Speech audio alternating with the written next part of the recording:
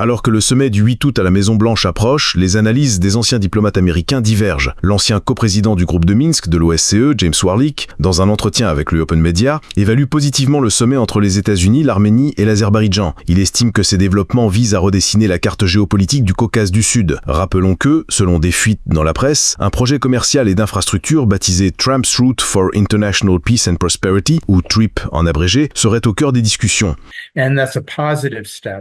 C'est une étape positive, surtout pour l'Arménie, qui est isolée dans la région. En réalité, c'est bénéfique pour toute la région. Un avis que ne partage pas entièrement Richard Kauslarich, ancien ambassadeur des États-Unis en Azerbaïdjan. Dans un entretien avec Reopen Media, il a exprimé ses inquiétudes concernant plusieurs aspects de cette initiative. Selon lui, l'activité de Trump dans ce dossier est également motivée par son désir personnel de se poser en artisan de la paix sur fond de ses efforts jusqu'ici infructueux. C'est un exemple de l'approche de Trump en matière de politique étrangère, qui est transactionnelle et où tout n'est pas comme d'habitude.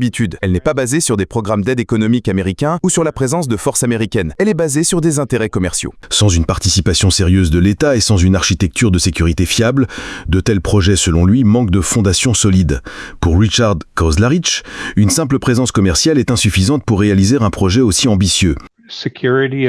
La sécurité de cette route est essentielle et à mon avis, il ne suffit pas qu'une simple entreprise américaine soit responsable du corridor. Il existe des menaces pour la sécurité dans la région qui peuvent émaner de l'Iran et de la Russie.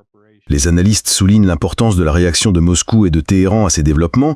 L'ambassadeur Warlick est convaincu que la présence américaine dans la région ne réjouira ni la Russie ni l'Iran. Je m'attends à une réaction négative, en particulier de la part du Moscou, car Moscou considère depuis longtemps cette région comme sa sphère d'influence et comme une partie de l'ex-Union soviétique. Richard Kauslarich, quant à lui, rappelle que le président iranien s'apprête à se rendre en Arménie.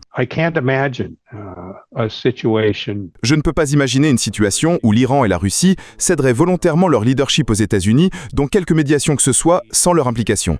Il est donc très important de suivre comment la Russie et l'Iran réagiront à ce qui se passera vendredi. Interrogé sur les informations concernant la dissolution du groupe de Minsk de l'OSCE, l'ancien coprésident, l'ambassadeur Warlick, estime que le groupe a joué un rôle positif, mais que la poursuite de son activité nécessite un consensus de toutes les parties, consensus qui fait défaut.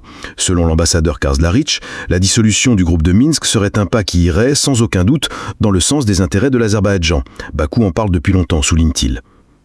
Aram Avetissien, Reopen Media, Washington.